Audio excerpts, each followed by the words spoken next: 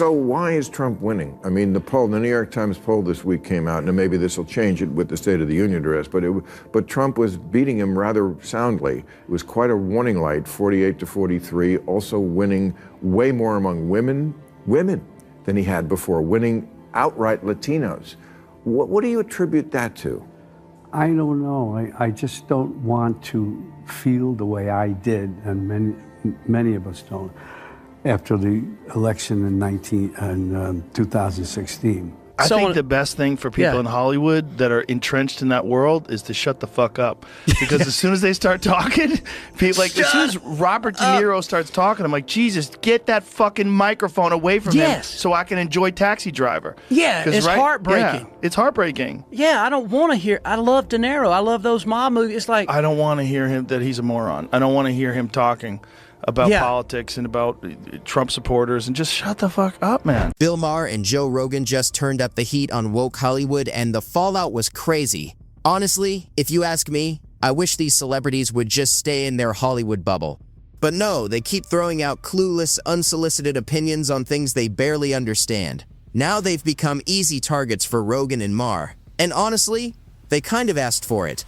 If you enjoy sharp, no-holds-barred roasts like this, make sure to hit that subscribe button so you don't miss the next one. The bottom line is, it's Biden versus Trump. We want to live in a world that we want to live in and enjoy living in, or live in a nightmare. Vote for Trump, and you'll get the nightmare. Vote for Biden, and we'll be back to normalcy. Yeah.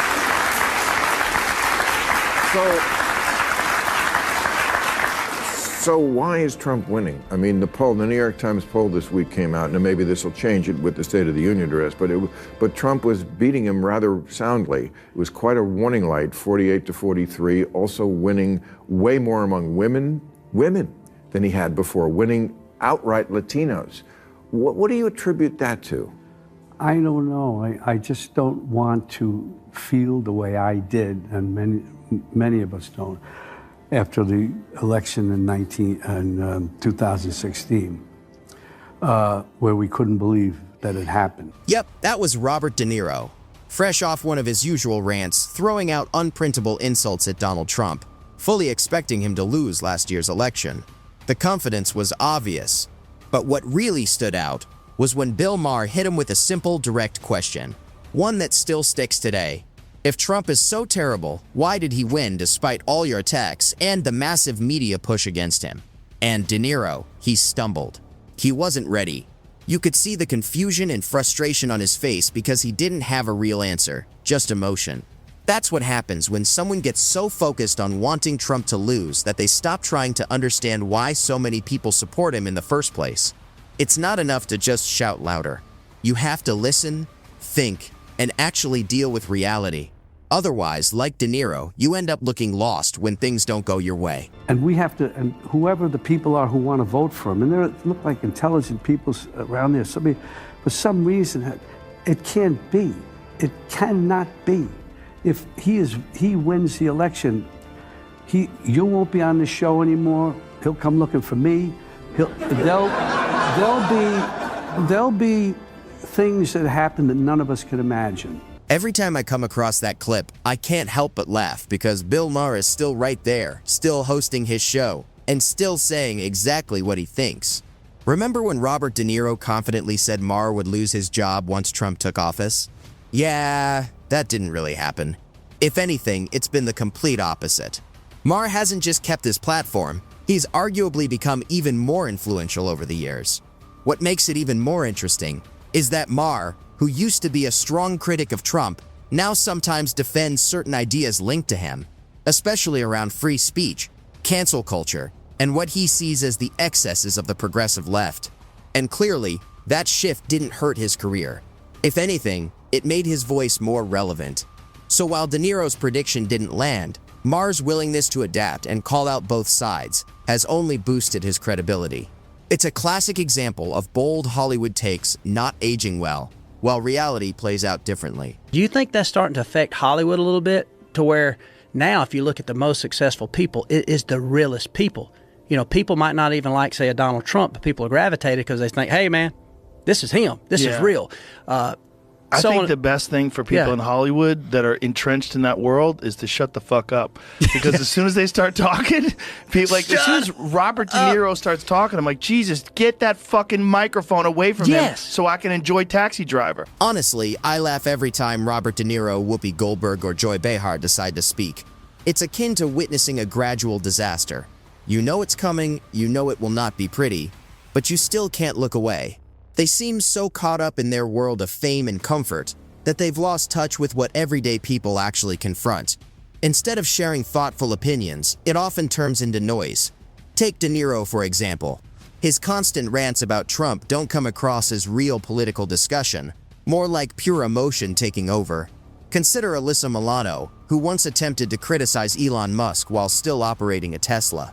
The irony is self-evident. They talk from luxury homes about issues they don't fully connect with, and then seem surprised when people push back or laugh it off. It's no surprise they'd become prime material for people like Joe Rogan and Bill Maher. That kind of reaction was inevitable. It's heartbreaking. Yeah, I don't want to hear. I love De Niro. I love those mob movies. It's like I don't want to hear him that he's a moron. I don't want to hear him talking about politics and about Trump supporters, and just shut the fuck up, man. Yeah. Like, you didn't think this through. Like, this is, and he's getting yelled at. He's doing an outside press conference. Like, Robert, you're 80 years old. Don't ruin this thing. You've had this life where you were a fucking raging bull. You know, you were in The Godfather. Like, stop doing this. Man. Don't do this. I'm terrified. Yeah, honestly, it's something to think about, because if these are the people shaping public opinion, that's a bit concerning. These aren't just random influencers with a TikTok following. Some of them have built decades-long careers and earned real respect in Hollywood and beyond. They've starred in iconic films, shaped culture, and influenced whole generations. But now it feels like that image is starting to slip. Not because they've lost talent, but because they keep speaking about topics they don't fully understand, and it's kind of sad to watch. You'd think with all their experience and resources, there would be more self-awareness, maybe a sense of when to step back. But instead, they jump into every political or social issue like instant experts, often with opinions that feel rushed and not fully thought through. The result is they push people away, weaken their own credibility, and end up being taken less seriously. It's like watching a reputation slowly fall apart in real time. And honestly, that's tough to see, especially for people who once really admired them. I'm terrified to meet some of those people I looked up to now. You should be. I mean, like, I've met a few of them, and it's actors in particular, because their whole business is pretend. Their whole business is pretend. You know, one of the things about guys like Theo or comedians, you run into comedians, their business is the opposite of pretend. It's real. Their business is just being a real person talking shit. Yeah. The professional shit talkers. Yeah. You know, having fun, being silly, talking shit about things. And actors are not that. They're weird people, man. And the one thing that's harming them in Hollywood is that they get exposed for being who they really are. And a lot of these people that pretend to be all, you know, clean cut and you find out they're into freaky shit. Well, that's not far off. If anything, it might even be an understatement. Just look at some of the names that have made headlines over the years. Bill Cosby, Harvey Weinstein, Kevin Spacey, and others once enjoyed a reputation as clean-cut, respected figures in the entertainment world. On the surface, they played beloved roles and helped create massive films. But when you look closer, a much darker reality comes out involving serious scandals, abuse of power, and, in some cases, criminal behavior. So expecting strong moral guidance or grounded wisdom from celebrities can feel a bit unrealistic. A carefully constructed public image over time may not always accurately represent an individual's true self. That's why when some of these figures start lecturing others about politics, morality, or how to live, it can seem empty. Because behind the image and the messaging, there's often a history that doesn't match the words. It's easier to expose stuff now because social media, I'm sure, like back in the day, I can only imagine the parties that Waylon Jennings and Merle Haggard. Can you imagine some of these pictures on the wall in here? Can you imagine some of the stuff? They didn't have to worry about nobody. Right. I mean, there was really... Rock stars. Leonard Skinner. Can you imagine? Led Zeppelin. All those people. The parties. Hendrix. Oh, yeah. Jim Morrison. Crazy. Oh, God. Craziness and no accountability. Nothing. And all they got to do is like, I was not there. Prove it. Yeah. And now... Yeah. Now you can't go on an elk cut and everybody knows you're there. Well, everybody's got a fucking camera in their pocket. Everybody. Everything is being filmed, and so many people get exposed for who they really are. It's weird, but it's also probably good for humanity. It's good for, that's one of the things that I think is the rise of podcasts, is people get to see real people having real conversations. And nobody can hide anymore, not in today's world. A decade ago, celebrities could champion causes, attack political figures, and present themselves as moral guides for society. They seemed untouchable, wrapped in fame and applause, and the public bought it. But now, that image is fading fast. Why? This is due to the gradual dismantling of their facade. One by one, they're being exposed for who they really are, flawed, hypocritical, and often completely out of touch. Social media, independent journalism, and unfiltered commentary have torn apart the carefully crafted illusions. No more hiding behind polished interviews or staged activism. The act is over. People aren't impressed by virtue signaling anymore. They want realness. Now, Hollywood's facade is beginning to fade. The world sees these celebrities less as noble truth-tellers and more as self-interested elites, desperately clinging to relevance while their credibility crumbles. some people can do it and some people can't. And I think the Harris thing was they were worried that she couldn't. I think they made a good assessment that she couldn't. I don't know, man. I mean, don't I've know. seen her I don't have think. fun with people. There's this one very funny conversation where she's talking about meeting her in-laws for the first time, where her mother-in-law grabs her face, and it's really funny. It's funny listening to her saying she's laughing hard, but a real laugh this time. Maybe Not she could now, though. Maybe she's Right. so, if there is a machine, because you know what is fair to say, even on Harris, I'll say this, or Kamala, and that's what's amazing to me. I didn't think she had a chance to win because I didn't even know. I still don't know what her name is. I mean, so I don't know what the hell is it. Kamala? I think it's Kamala. It's Kamala. What? I honestly don't think Kamala Harris would do well in a long-form podcast interview. Just look at her now infamous 60 Minutes appearance. It was a bit of a disaster. Her answers were so disjointed and unclear that the network reportedly had to edit parts of it just to make her sound halfway coherent. And that was only about an hour and a half long. Even with all that editing, she still struggled to keep up.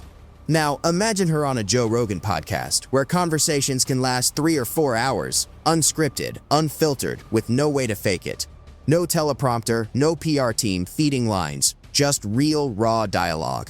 Honestly, it would be tough to watch. But that's just my take.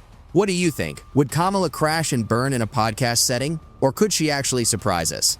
Drop your thoughts in the comments below. You know, and I think the world's changing, like where record producers and stuff are controlling music, and you know, if you're going to get on a radio station to where, you know, everybody walks a tightrope. You have to you're working for this machine. Yeah. Hollywood, I'm sure the same way. You got people that I remember Ted Nugent tells a story. Was it Kurt Russell? He was one of his best friends was Kurt Russell, and Kurt likes to hunt. And this was Ted just telling me in a hunting camp, and I asked him, I said, man, you know, how is Kurt? You know, I love his movies too. I'm a big fan. He said, dude, Kurt is amazing. He said, but he had to a degree during that time frame, bow to that machine because he couldn't do these things. So I think now it's like you don't know what's real because you don't know if they are trying to do this for a career or if they can be real. And then at times, okay, I believe De Niro, in his case, is finally his true colors and finally like I'm enough to where I can be real. But the real you do see in him, I'm like, go back to being fake. Just go back to being fake. Now, this is an eye-opener. If what this guy is saying is true, it's only a matter of time before more of Hollywood's biggest stars start showing their real selves. Behind all the glitz and the red carpet smiles, there's a powerful controlling machine keeping them in line.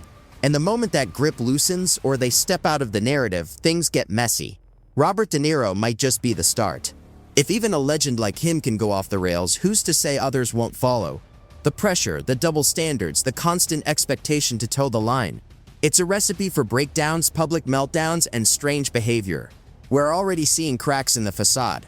A celebrities contradicting themselves, losing touch with reality, or diving headfirst into political hysteria. So don't be shocked when the next big name stumbles. The Hollywood bubble can only hold so much, and when it bursts, the fallout is going to be spectacular. Oh, I don't want to hear someone lecturing me that I just, it's so sad. It's sad. crazy. But I think real conversation. Like, celebrities were always people that were on a pedestal, and you didn't think of them as real people. You know, you never got to see John Wayne having long form conversations where he explains his position on this or that. You just never saw any of that. And I think more of that is being exposed now. And I think it's probably good for all of us to not have these ridiculous perceptions of these people and think of them as being larger than life characters. They're just humans. They're just regular people. They're all just human beings. And some of these regular human beings are really fucking good at playing bad guys. But you meet them in real life and they're real super sweet. They're really nice. Hollywood's mask is slipping and the illusion of moral authority is fading fast. Celebrities who once effortlessly shaped public opinion are now being exposed, one rant, meltdown, or tone-deaf comment at a time. From De Niro's Trump obsession to Whoopi's confusing takes, the public is starting to see just how out of touch many of them really are. The media machine that once shielded them can't cover up the cracks anymore. And with voices like Bill Maher and Joe Rogan calling out the hypocrisy, it's clear that fame no longer protects foolishness. The reckoning has begun, and honestly, it's long overdue. That wraps up today's video. If you enjoyed it, hit the like button and subscribe for more content like this.